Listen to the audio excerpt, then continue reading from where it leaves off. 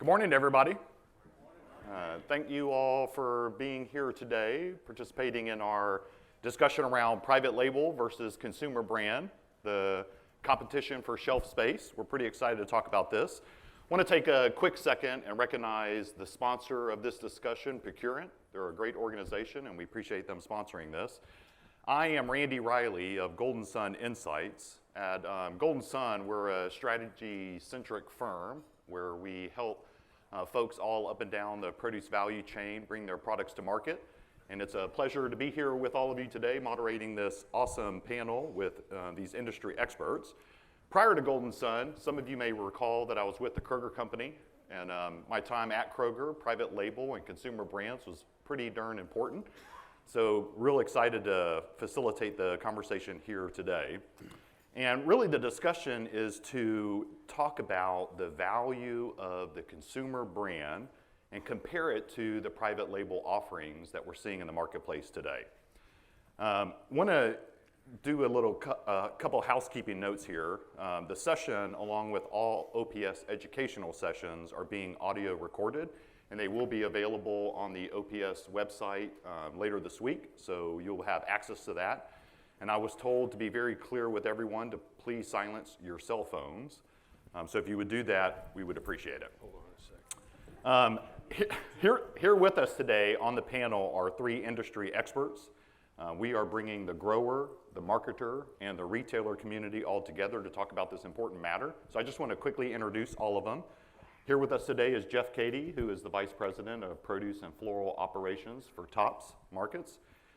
Jeff started his career in produce back in 1986, and he's been with Tops for over 32 years. He oversees all of produce and floral for the Price Chopper and Market 32 stores, as well as all of the Tops operating company. And he was named the Produce Retailer of the Year back in 2020. And I'll tell you, personally speaking, Jeff is super passionate about brands and produce. So he'll be very important to this discussion. Alongside Jeff is Josh Leichter. He is the CEO of Pacific Trellis Fruit.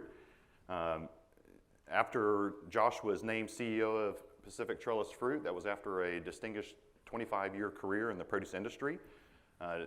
Pacific Trellis is known for their Dulcinea brand that is arguably a top 10 consumer-facing brand in the produce space. And Josh leads an organization that is a leading importer of fruit, and he leads a world-class group of growers, marketers of premium fresh fruit. So welcome, Josh. And alongside Josh is Dave Hewitt, who is the Vice President of Sales at 4Earth Farms. I've known Dave for quite some time. He's an industry veteran, and he's been with 4Earth for over 18 years. Dave is known for growing the retail chain business for 4Earth Farms, and he brings a wealth of knowledge and experience to this discussion, especially as it relates to the organic branding of produce. So welcome, Dave. So before we get started in the discussion, I thought it'd be important just to cite a couple of facts, especially as it relates to this topic. So in the US, private brands now account for over $120 billion in annual sales each year. And when you think about that, it's about 18% of the overall market, and it continues to grow at double-digit pace.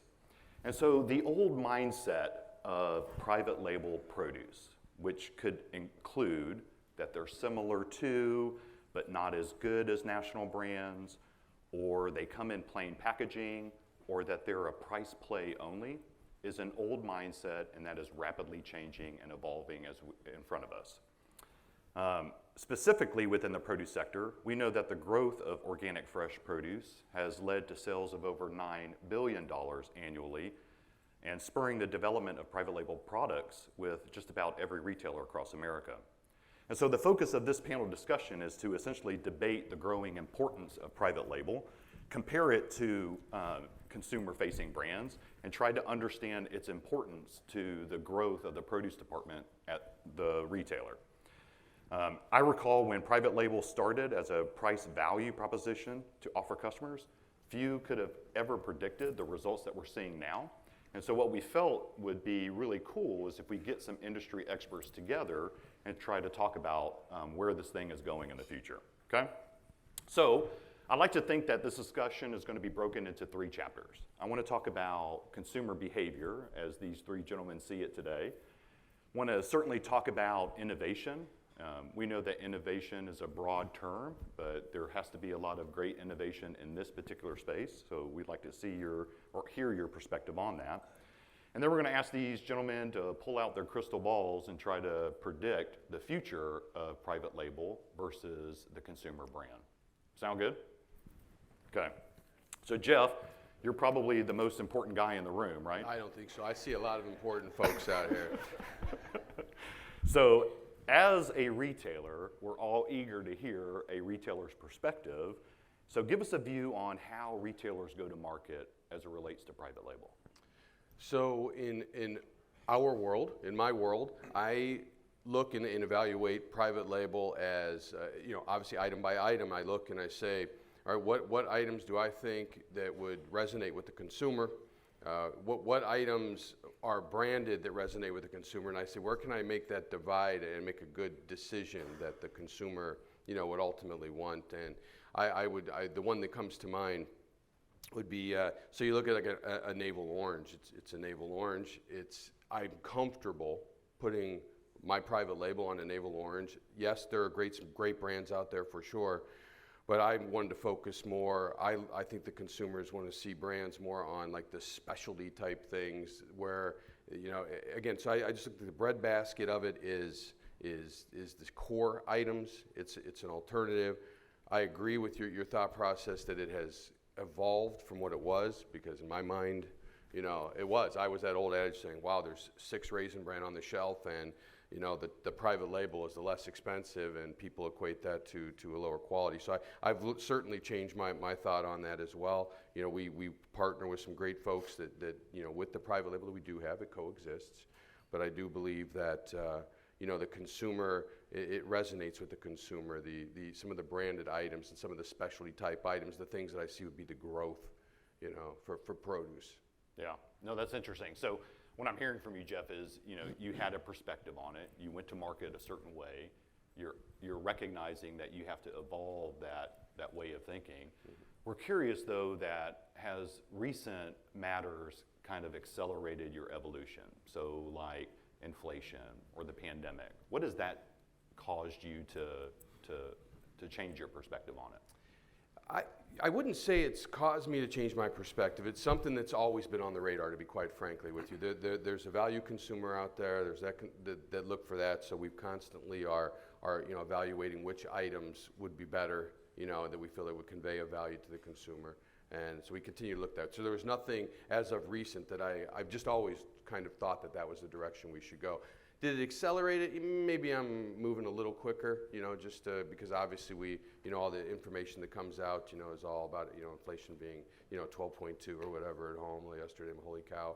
So we obviously have to make good decisions and advocate for the consumer. But ultimately that was the direction we were going. We've been looking, that's where our eye has been on the ball, so to speak. Excellent. Appreciate that. Mm-hmm. Dave, still on the topic of consumer behavior. Part of 4 Earth Farms, great company. You folks have packed product both in a private label offering portfolio as well as your 4 Earth Farms brand. And do you see any particular categories performing better under private label versus your consumer-facing brand? Well, when we're talking about organics, I mean, everything's growing private label-wise. You go to our booth today, you're going to see a booth that you can tell these people are really proud of their label. It's all 4 Earth, and we've worked hard to make something that's appealing and that helps sell organic produce. But the reality is that we're 2/3 private label, our company. When we were doing private label over 10 years before we put our first 4 Earth package out on the market, we know the value of it, we see it, but when you start putting your name on something, you think you've got maybe the best or the look, and we appreciate you blessed us many years ago. You had some criticism, but we developed something that looked good on the shelf. But what that label really, in most cases, has shown us is that that's the entree into the next opportunity. And that next opportunity, especially on organics, is private label. We've got customers that, 8-9 years ago didn't carry any of our top 3 SKUs, for example. They just weren't there yet on their organic journey. We had our label that we could help get them into that mix, and now today we're crop planting and packing in their label, and the numbers are significant. So, you know, we like our label, but it's what you guys think is best for your market. And you know, the numbers, again, from a private label standpoint and where we are now compared to a couple years ago, it's growing exponentially. Let's peel that back just for a second, if you don't mind. So, do you believe that that timeline of you evolving has been consumer-led, or do you think it's been retailer-led? I think it's been, well, it's been a combination, right? Because I can remember when that little shift in my journey, in my career to organics, I mean, it was like, there was just a few players, right? And there were a couple folks, big guys that came to us and said, we want your help. It was you guys, and putting us on the map, right? We want to compete against the so-and-sos. And we're like, well, that's awfully ambitious. You know, how do we do that? And it was clear. Joe said it right there to us. We got to start with having the product on the shelf. If we don't have it every day, it's not going to work. And that was kind of our focus, and that's why we got into the growing side of things. And it was kind of an, if you build it, they will come. And that's what we've seen over the last several years, is when we grow it and make it more available and have it on the shelf, it's worked. And again, the next step in a lot of cases, I mean, if you were to tell me when we were fumbling around with organic Brussels 8 years ago and had them for 2 months out of the year, and we're so excited about our accomplishments, that now today, most of our efforts are about private label opportunities on organic Brussels sprouts. I mean, I would have never believed it. So here we are. Interesting. So Josh, you know, the CEO of Pacific Trellis Fruit, you guys are a big organization. I'd imagine you and your team are studying the customer quite a bit, the consumer. And so I'm curious to hear if you have a perspective on the profile of that consumer as it relates to private label. Is that consumer distinct and different from purchasing consumer brands that are of a value initiative? Yeah, certainly we see in the private label purchaser, there's a loyalty to the brand, to the retailer. They're not shopping the ad every week and buying on price and going to 4 different stores to find what they might want. So that's a distinct differentiation. We recently saw the report from the FMI Institute that reported that during the pandemic, 40% more consumers reported purchasing a private label product. And I think what's interesting in that, some additional data with that report, was that 78% of those shoppers reported that taste and quality are important to them when making those private label purchases. So I think, as we've discussed, the profile of that private label shopper being just looking for a cheap product is, you know, probably 20 years in the past. And now they're educated, they know what they're looking for, they appreciate the value, and they have that loyalty to that particular retailer. Yeah, it's interesting. So I'm going to ask a follow-up question here in a minute about the future of that, dwelling on that particular point about increased faith and trust from the consumer about a private label brand. But let's shift the discussion to innovation, because this is something, Jeff, as a retailer, you're constantly working on. I'd imagine it's part of your talking points with your suppliers. Bring me innovation. What does innovation look like? But narrowing that discussion down to the topic around private label versus consumer brands, you know, in the spirit of innovation, Jeff, how should national brands react to this growth of private label? Good question.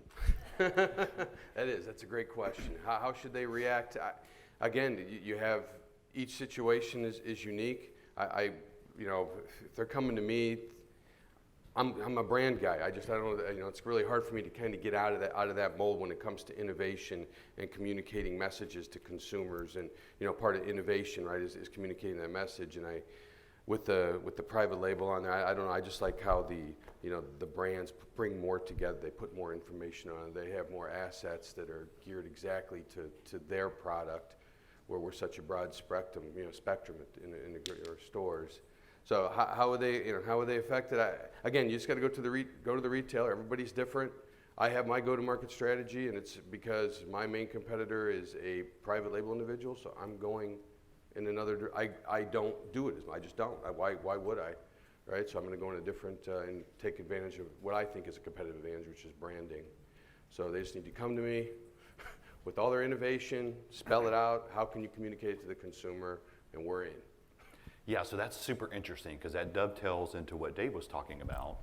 where we, put them on the spot a little bit and asked, is it consumer-led or is it retailer-led? So, what's in my mind, Jeff, is thinking, what in your opinion is driving retailers to go down this path of private label, other than the obvious things that we just said, but are there internal merchandising tactics that's causing them to want to go down this road? So I have, whenever you ask me that question, I have like particular faces in my leadership that are driving me to that, to be quite frank. So again, there is an overall arching, I think it's great. I think there are some fabulous private labels out there, I do, that I think that have, over the years have built a great following, so to speak. So when they come to me and they ask me to do more private label, whether it's, I'll drop a full circle, do one program that's been around, it's built. But when they come to me and they ask me about private label, to be quite honest with you, I'm literally just saying, okay, what item do I feel will convey value to the consumer and not mess with my go-to-market strategy of being a brand house? To be quite honest, I'm just being straight up with that. But there are folks up in center store driven, it is what it is, that they believe all those things, it's more profitable, right? That's the first thing, because it's more profitable, and in many instances in our industry, it's not when you got to stop a line to run a private label. Yeah, no, I'm making an assumption that the folks sitting in the rooms that are growers or producers, it's a breath of fresh air to hear you say that. I'll put myself on the spot and say, in a prior life, I was very private label centric. And, it makes me think your position of being brand forward, how does growers and producers in the room compete against this notion of converting their assortment to private label? I think it's by having a great program, something behind it. You got to build a marketing program behind your item, and it's got to have everything. You got to come in. How are we going to push it forward? What's our go-to-market strategy? How are we employing digital assets? The whole 9 yards. How are we going to reach that consumer?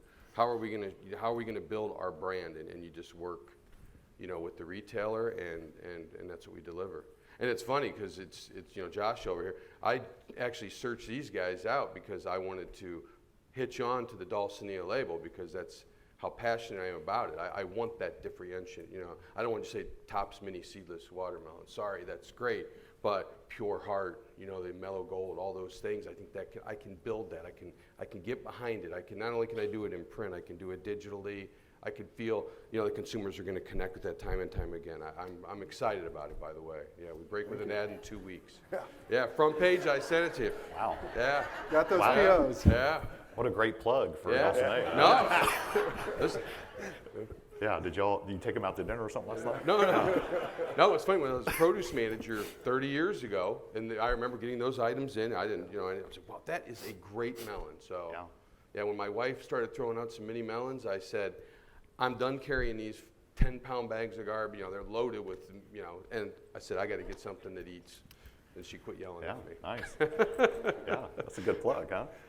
So Dave, let's shift, but keep on the subject of innovation. I mentioned in a prior life, I recall as we were developing new items for private label, there was a lot of work involved, right? You had to assemble an R&D team, we had to assemble a creative team, a lot of work, effort, capital, and time invested in this process of building out a private label. But I'm dwelling on what y'all were talking about, especially Jeff's position about being branded focused. So from a grower shipper perspective, talk to us, how are you meeting the evolving retailer needs on private label, and how are you meeting the evolving consumer needs? Well, it comes down to, at the top of the list is supply. When we get into these conversations and these arrangements, the expectation gets ratcheted up. It's one thing when I'm gapping on my label and we're out for a couple of weeks, but when we sign up to pack your brand, your expectation is, and you vetted us and we've worked hard to get to this point, but is to never be out. You need to always have product. And so from our side, we're continuously, and that's one thing we're kind of racking our brain all the time about. It's been rough on some items over the last couple of months, but we don't get to be out. We need to continue to find out where we grow, especially with organics, because it's really, really tricky, especially this time of year. So we need to be continually evolving where we're growing, never kind of rest on our laurels, and just because it worked last season means it's going to work again. So supply is huge. And again, when I look at what our needs are looking ahead, the demand continues to grow in that category. And so it's a higher expectation. As far as consumer goes, we need to be paying attention to the feedback we get on our packaging is how is it packaged? What are the materials we're using? How are we reducing waste and eliminating plastic, and is everything recyclable? We just transitioned to a new mesh bag that's using no plastic whatsoever. It's using actually wood pulp, and it looks the same, but it's completely recyclable. And so as opposed to the mesh bag that people love, but it's in essence a fishnet, it's like you can't do anything with it. So we have to pay attention to how we're, packaging organics, but supply is huge for us. Got it. Yeah, so same question, Josh, but I want to add a caveat to it. I hear from the grower shipper community that you spend all this time and energy just for the retailer to take it and convert it to private label. And I'm using the wood pellet example.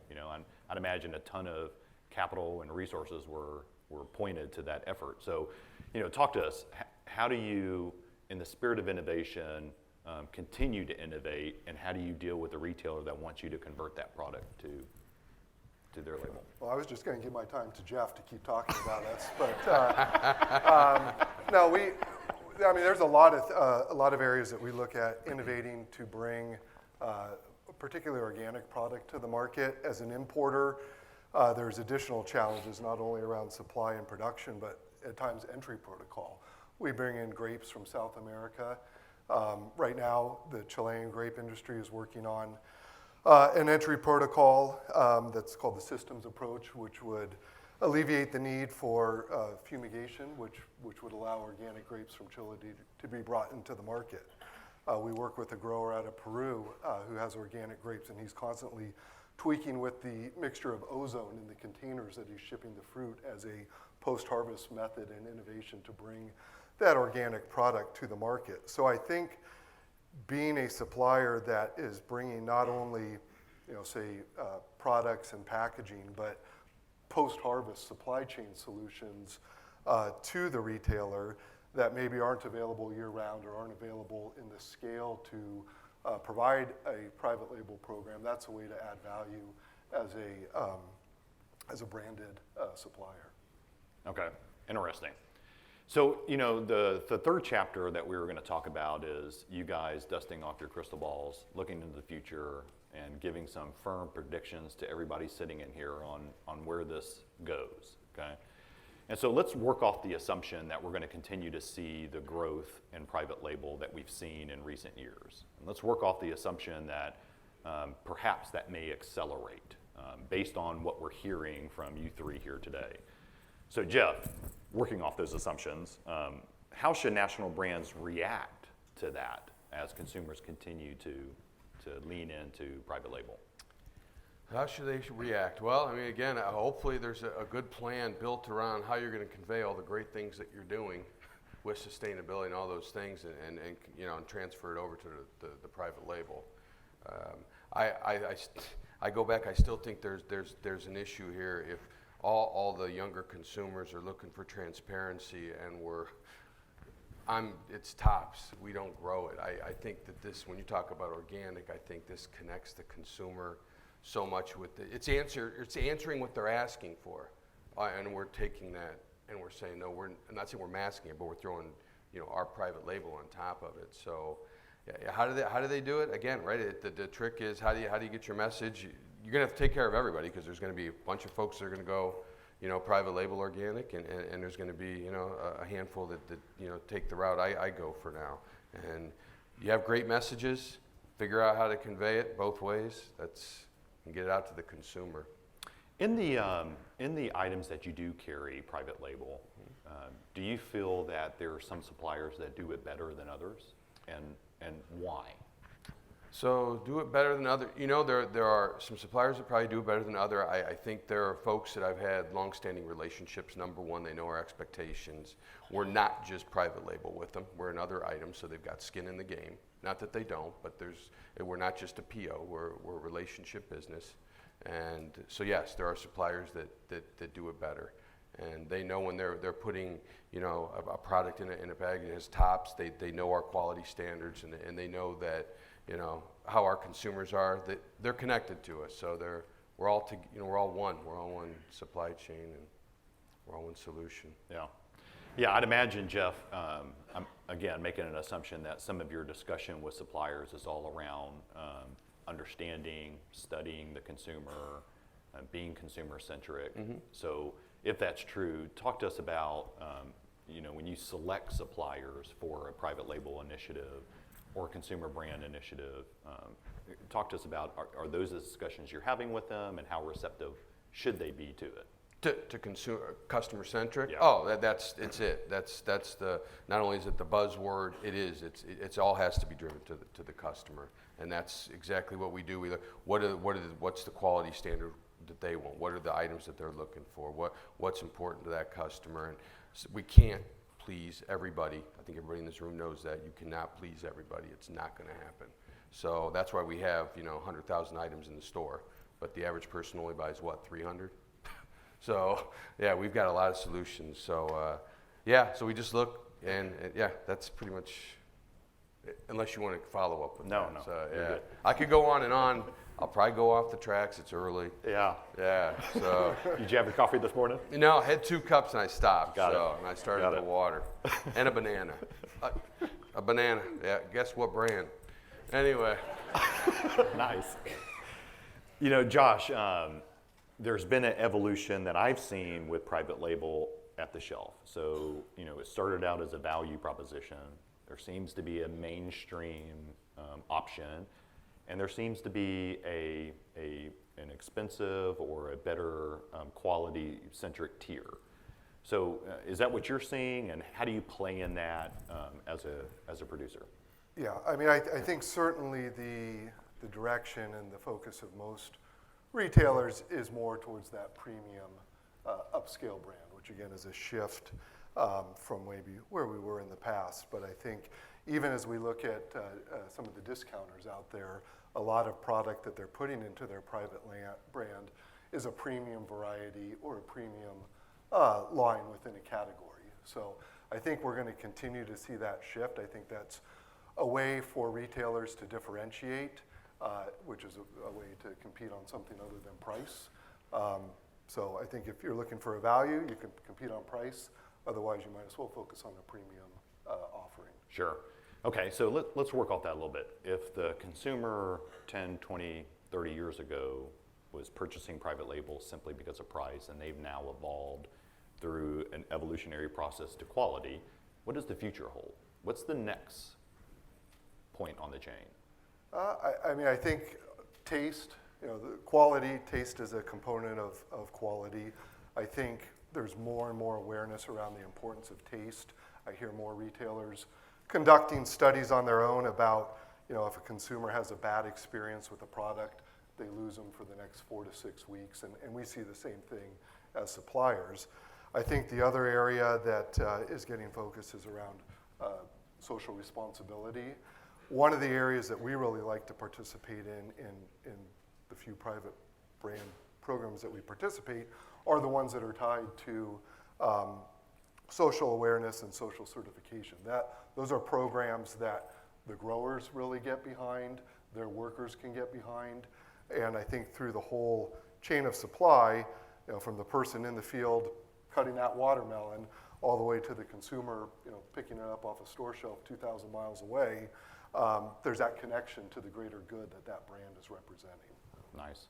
Okay. No, appreciate that. Dave, so given all of your experience on private label and a consumer-facing brand, I have to imagine that some of the growth we've been seeing here recently, last 2 years, is pandemic fueled. I read a report here recently that said COVID-19 helped private label even more because that was one of the very few options on the shelf. Correct. I also have to imagine that what we're experiencing here recently with inflation is fueling the growth of private label.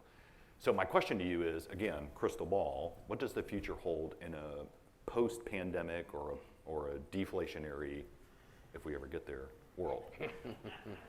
I think, yeah, we're still on the upswing. This isn't going anywhere. And you're right, over the last couple of years, we've seen a definite spike in packaged product, and within that has been private label consumption.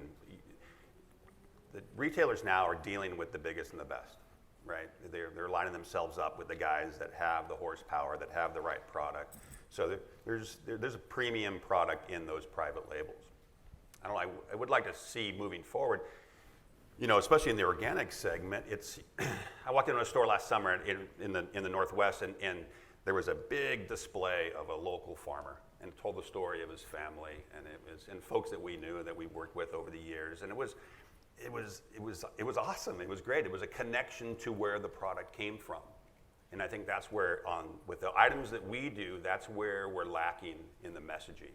I think organic shoppers want to know that it's more than just organic. They want to know where it's grown, how it's grown, who are the people behind this label, and with the private labels that we do, it's not conveyed. And so if there's a way moving forward to kind of collaborate, kind of to do what we do, but put it in your brand and let the consumer know really where their food comes from. I mean, they appreciate the confidence. We've got them kind of hooked in terms of quality. It's safe.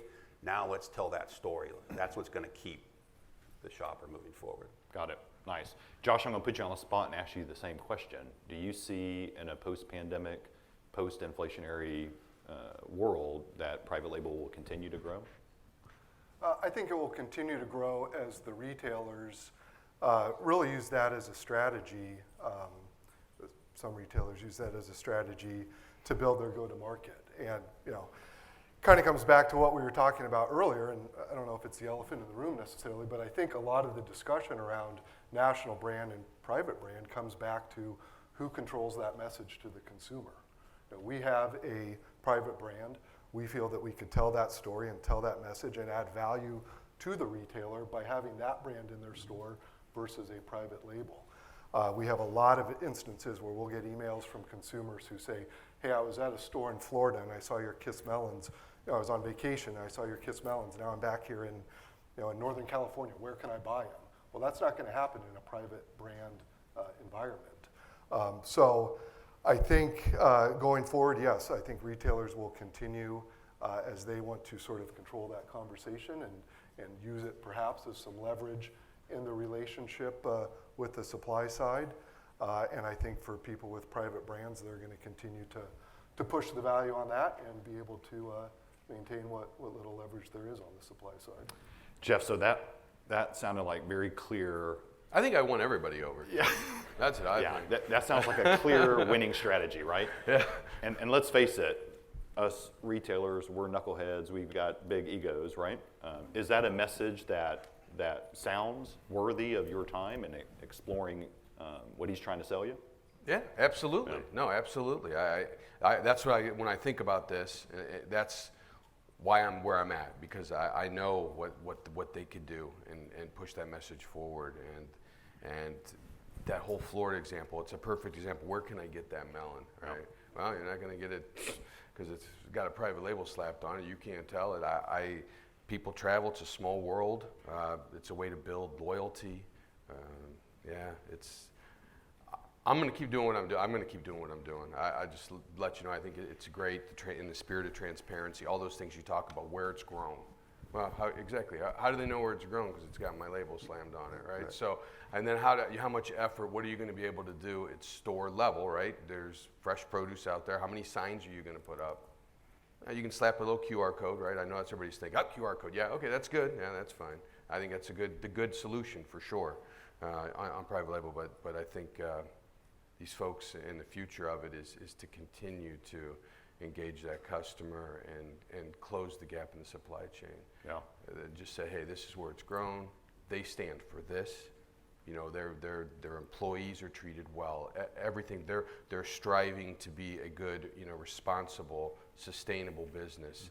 Mm-hmm. With efforts put behind every concern that a consumer may or may not have, because a lot of them don't have it. In case you know, not everybody says they do, but when the rubber hits the road, and I know you know it because what they say and what they do generally do not align all the time. Yeah. So, interesting. So, to use your words earlier, Josh, another elephant in the room is I go into grocery stores and I see some items or some categories are dual branded. You got a private label and a national brand. I see other categories that are not. I've got a perspective, but folks in the room, I'm wondering if they want to hear y'all's perspective. Why do retailers do that, and what, in your opinion, should they do? I think, again, it's their go-to-market strategy within the individual retailer, and it differentiates a lot between commodities, just the amount of shelf space that different commodities are traditionally allocated in the market. I think an add-on discussion to that from a supplier, again, as we talk about this inflationary period, is will they use the national brand to make up margin, as everyone is under pressure for profits, and therefore look to push down purchasing pricing and retail pricing on the national brand while maintaining that on their premium private label. That's something that we've looked at, and could be a bit concerning if that is the path that we're going down. But I think in terms of what they should be doing, it really just ties into their overall strategy behind their particular private label efforts. Got it. You have a perspective on that, Dave?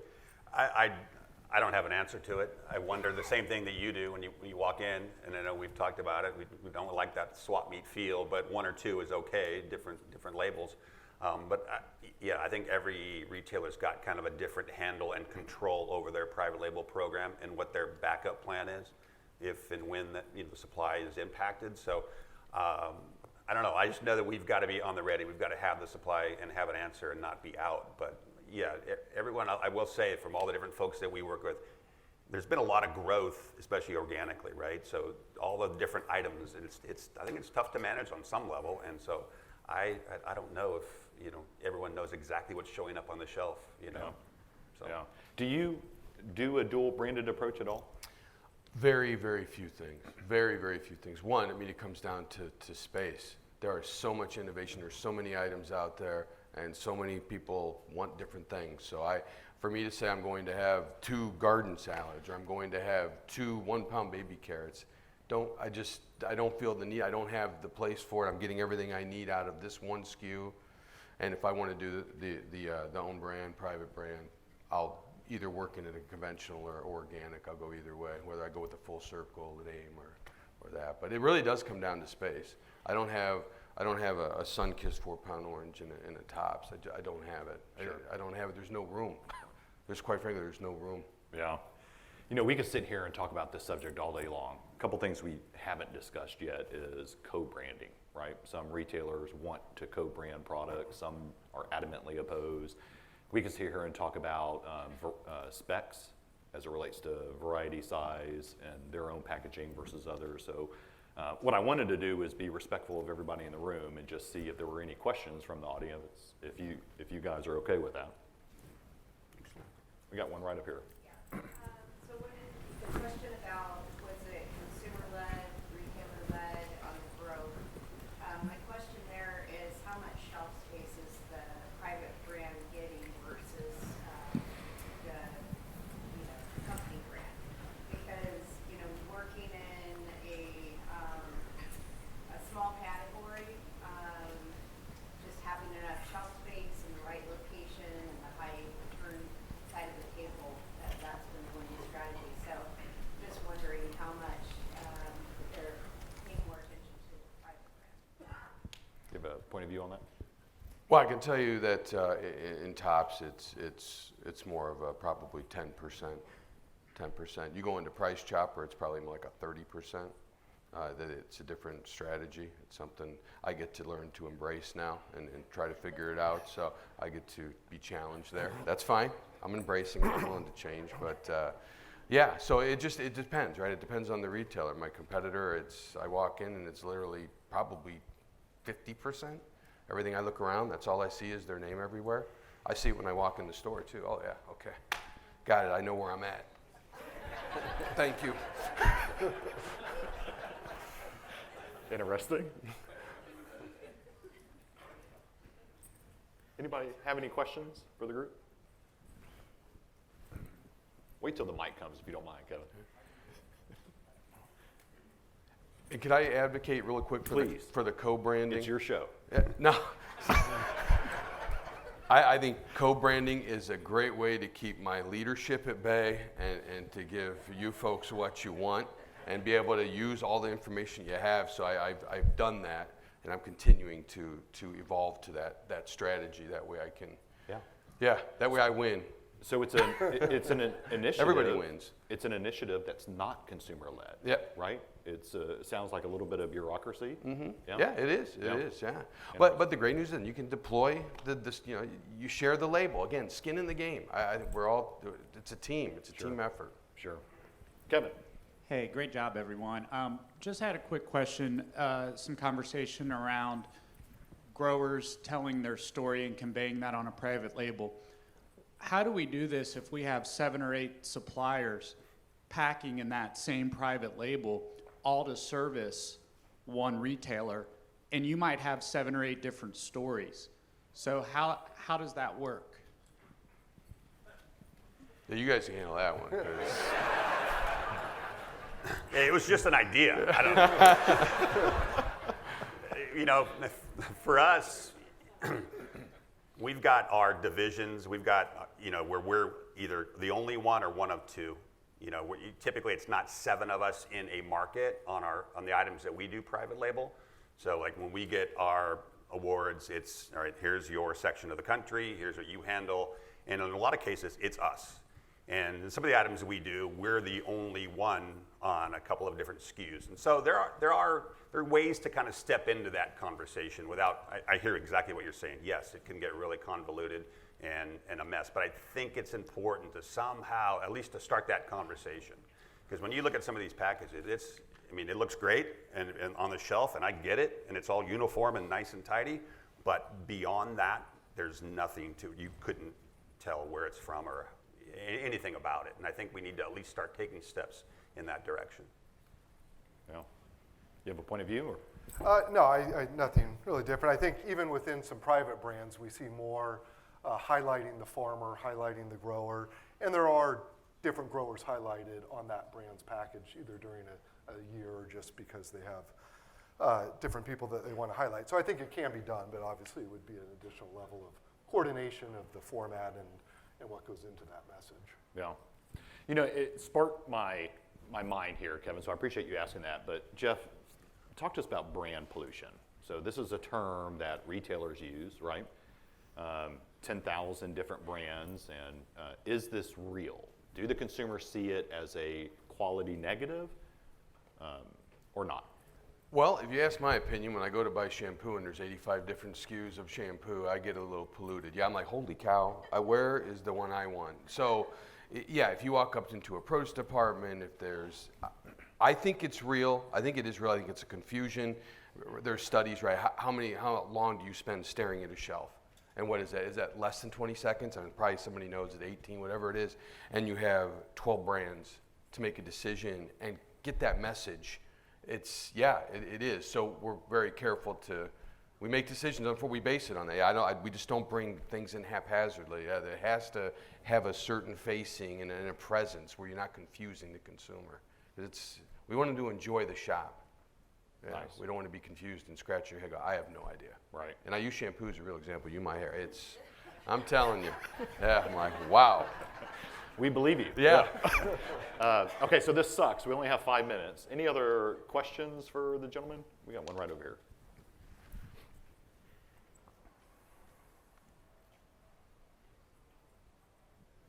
Hi, I'm not sure that this is the audience to ask this question of, but I'm listening to the different suggestions for, branded product versus private label versus co-branding. And when we think about the cost to the grower shipper to design, print, inventory, manage, track, all of those different packages, what does that do to the cost value proposition in the supply chain? How is it possible for a grower shipper to do that, and when they're always looking to return money back to the farm, right? So how does that equation work out? Yeah, it's a great question. Sorry we're out of time. We can't answer that. That's funny. No. It's, I think I'd be better off to defer to my VP of marketing and the president of our company and the audience. It's not possible. It's chaos. And I hope that we're going to get better at it. We have to get better at it. But you know, with every new opportunity, there's high fives, and then there's more SKUs to manage. You know, there are people. It's a lot of work. It's a lot of work. But I think as we go and as we've learned over the last several years, you know, as we continue to navigate, we will find ways to get better at it. And you know, I don't have the answer, but it's daunting, and it's a big headache. So. You know, Dave, we used the word strategy a lot this morning, right? I think all four of us used the word in some way, shape, or form. And I think, you know, selfishly speaking, it's one of the most overly used words in the English language, right? And so, but I think she asked a good question. So essentially, give us a quick snippet of what does a strategy look like between producer and retailer to solve this problem that she's asking. You have a... Well, I think coordination, communication, partnership, all buzzwords, but extremely important because to her point, and I'm sure you know we've lived it here, you do a private label program and you know for any reason, pool projections come in 10,000 boxes less and now you're sitting on inventory and whatever value proposition there was to the grower is now out the window. So you really need to talk about you know forecasting that volume, contingency plans, what does that look like? And also when you're talking about the price, you know there is more that goes into putting together a private label program, whether it's again the packaging, all the different things, and there's a cost associated with that. And in today's business environment, there isn't room for the edges anymore. The margins are so thin throughout the distribution chain. You know there isn't room for that extra 10% of packaging that gets left over, and hey, hopefully we get the program again next year, and if we don't, we're just going to dump it and that. So I think really the strategy is going into it eyes wide open, anticipating challenges, having contingency plans, and communication and adjusting throughout. Yeah, I got to believe, Jeff, that everything Josh just said, bringing to the table a discussion that tries to minimize his cost of producing or operating, you will reap some reward if you're willing to sit down at the table and solve the issues that she brought up in her question. It's a great question. It's about all the things you said, partnership, all that stuff. I can tell you right now, I would never stick you. I would never do that. There would be an enter strategy, there would be an exit strategy if that needed to be, there would be a share of the cost, and because again, it's not about the PO today. It's not about today. It's about the future and how we move the business forward as together, and we have to share in all of it. So we would never. I don't know. I would never do that. We don't. There's been instances where we have exited, and it's okay. I want to exit in maybe 2 or 3 months. We get a strategy and we exit the program. Because in fact, when I went from the private label to the co-branded one. Obviously, it was a strategy. I just didn't tell the guy, oh, you're good. You'll be fine. Just use those and hand them out at Halloween with candy in them. No, we didn't say that. No. So we worked our way. We funneled through it, and we share it. Right? That's what it is. And returning it to the growers. All those things. We all know it all has to work. Yeah. Gentlemen, excellent discussion. Humbly appreciate your time. Thank everybody for joining. The next session is at 9 a.m. Appreciate it, Josh.